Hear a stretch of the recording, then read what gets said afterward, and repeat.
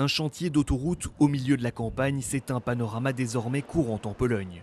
Mais celui de l'autoroute A2 reliant Berlin à Varsovie est unique. Il est dirigé par une entreprise chinoise. Cette dernière a pour mission de construire 2 tronçons, 50 km au total, avant le coup d'envoi du championnat d'Europe de football en juin 2012. Étant donné qu'on a un calendrier serré, on a pris des décisions pour accélérer le cours des travaux. Nous avons notamment commencé le chantier en hiver. Depuis le début de l'année, 500 ouvriers venus de Chine se relaient jour et nuit, 7 jours sur 7, pour respecter les délais. Ils logent à proximité du chantier comme dans cette ancienne école, louée par l'entreprise chinoise et reconvertie en dortoir.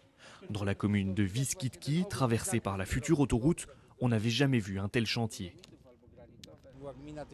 Avant, ici, c'était une petite commune, typiquement agricole et tranquille. Et là, tout d'un coup, arrive un tel projet. Pour nous, c'est un choc. On est dépassé par toute cette logistique, par la taille du chantier et sa portée. Les entrepreneurs polonais voient d'un très mauvais œil l'arrivée de cette concurrence qu'ils jugent déloyale et comble du comble, financée en partie par des fonds de l'Union européenne. De plus, ils soupçonnent l'entreprise chinoise d'avoir fait du dumping pour obtenir le contrat. Dans un pays normal, quand une offre est de 20% moins chère que les offres de la concurrence, on ne la prend pas au sérieux. Malheureusement, en Pologne, ce n'est pas le cas. L'entreprise Covec, soutenue officieusement par l'État chinois, travaillerait-elle à perte?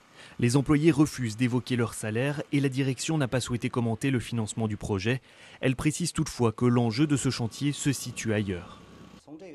Grâce à cette expérience, nous avons beaucoup appris sur la manière dont les gens travaillent ici. Et nous avons pris connaissance des réalités européennes. Cela va sûrement nous aider pour nous développer sur d'autres marchés. Même s'il faut attendre encore 1 an pour voir le résultat final des travaux, la Chine semble avoir déjà réussi son pari en mettant un pied dans l'Union européenne. La Pologne pourra désormais servir de vitrine pour partir à la conquête des 26 autres pays membres.